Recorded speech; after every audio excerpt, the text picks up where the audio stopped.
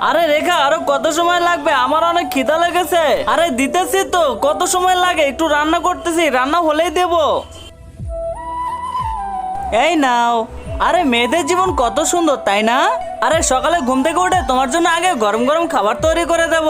আমি তো উপরওয়ালার কাছে এই দোয়া করি যেন আমাকে পরের জন্মে ছেলে বানিয়ে পাঠায়। আগের জন্মে কেন, এই জন্মে কেন নয়? সেটা কিভাবে? কাল থেকে তুমি চাকরিতে চলে যাও। এত তাড়াতাড়ি চাকরি কিভাবে পাবো?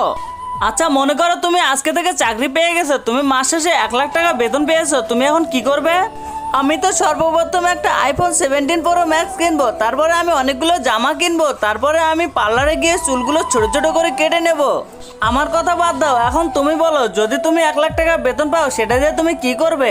কিন্তু তার আগে তোমার কাছে কোনটা সব থেকে বেশি দামি, এক বস্তা টাকা নাকি মা বাবা? যদি মা বাবা হয় ভিডিওতে একটি লাইক করে চ্যানেলটা সাবস্ক্রাইব করে দিও। লাইক সাবস্ক্রাইব যদি তুমি না করো তাহলে আমি বুঝে নেব তুমি মা বাবাকে একটুও ভালোবাসো না।